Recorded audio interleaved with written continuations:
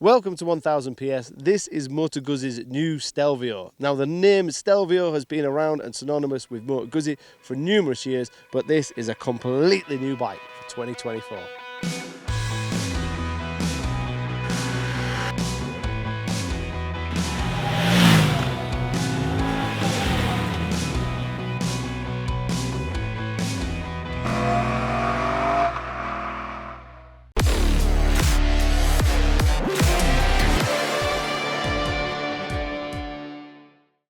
So the Stelvio has been a name synonymous with Moto Guzzi for a number of years. They used to have the Stelvio adventure bike, which was kind of like an air-cooled kind of adventure bike that you would never really take off road, that had a fuel tank that was about 100 litres and it had a massive tank range and offered massive comfort.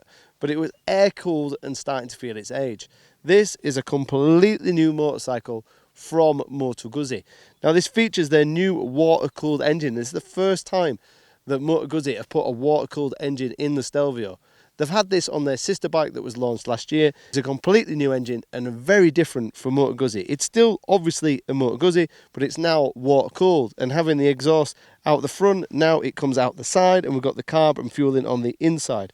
So it's very much a different looking, different performing transverse V-twin, but it's still a Moto Guzzi. If you remove the badges, it's still a Moto Guzzi.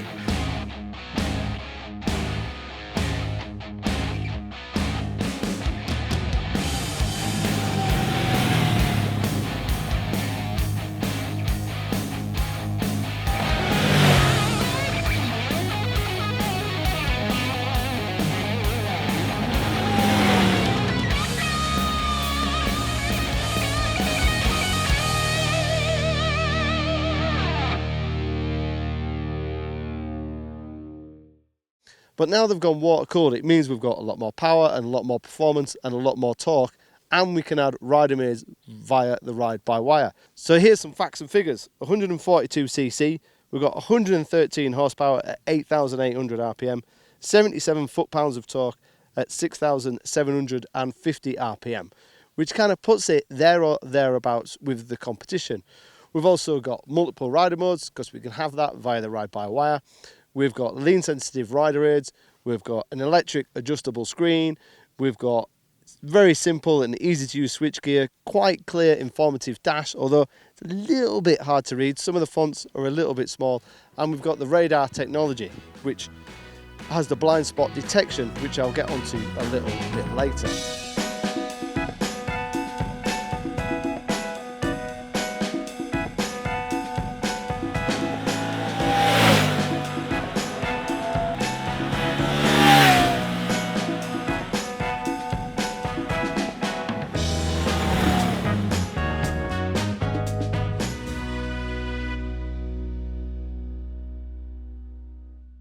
So we've had the opportunity to put some miles on the Stelvio, which I was kind of looking forward to do. I've ridden this engine in different platforms previously, so I was intrigued to see how it would feel.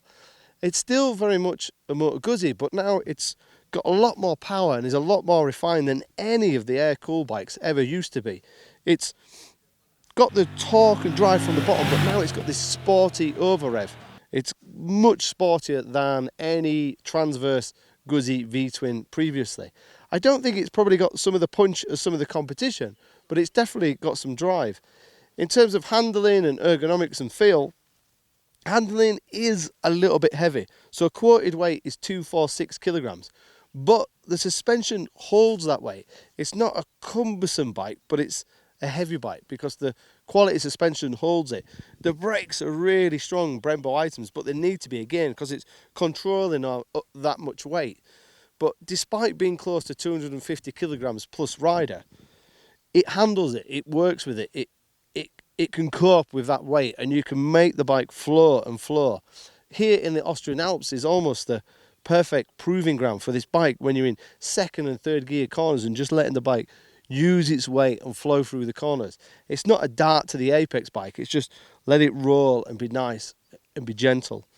In terms of comfort, it's relatively roomy, quite big, decent wind protection from the electronic screen. It's a little bit buffety and a little bit noisy, but I kind of like the kind of big bars, ergonomics, roomy feel of the Guzzi of the Stelvio. Again, we've still got a big fuel tank, 21 litres. The engine should prove fairly frugal if you're ridden legally. So this is ideal for battling out some big miles, and it can do that with ease. It's one of the comfiest bikes in this market. So we've done comfort, which is superb. The finish is lovely. The design, the looks, the individuality. As I say, it is a little bit heavy, and it's not going to be the best adventure bike off-road, but it's hitting a lot of bonus points, and it's a massive improvement over the air-cooled Stelvio previously.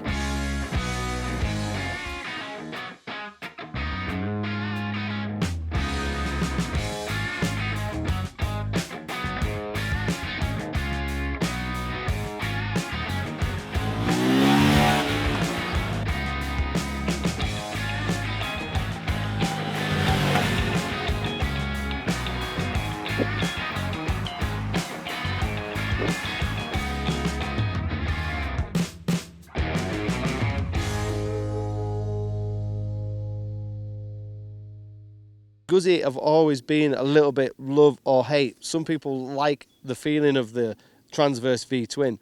For some, it has lost a little bit of character. It doesn't have the vibes and the kind of feeling of the air-cooled bike, but it's much smoother, it revs more, the shaft drive is much more refined, the electronics, the rider aids. You can see that Moto Guzzi have pulled in some expert knowledge from Aprilia in terms of rider aids and tech. It feels more refined than they have done previously. It's a really all-round lovely package. It's something a little bit different and a little bit individual and extremely comfortable. So I've had 2 days on the Stelvio.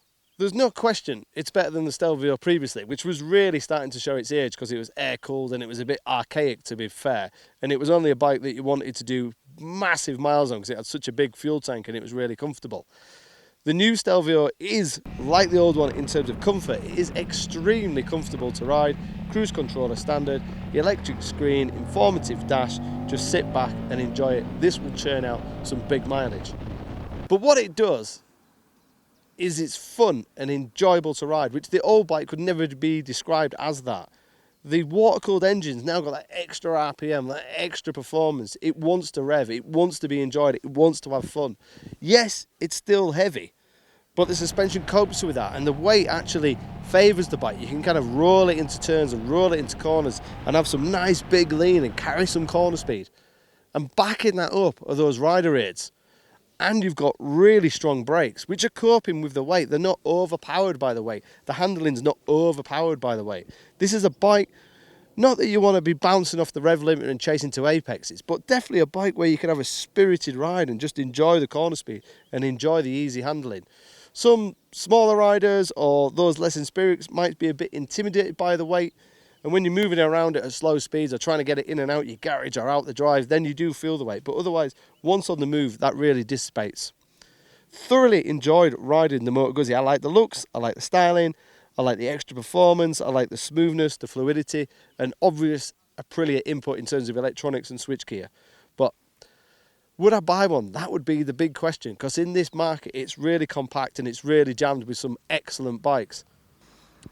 It's a real difficult bike to summarise because I think people who ride this bike and just ride this bike are going to love it. I think they're going to love its little quirkiness, they're going to love its character, love its styling, love its extra increase in performance. I think those who bought the Stelvio previously are going to be blown over by this bike because it's a massive, massive step. But those coming from other bikes might find the power a little underwhelming, might find the weight a little bit too much. It'll be interesting to see your comments below. But thanks for watching. If you've got any more technical details about the bike, fire them below and me or one of the team will get back to you.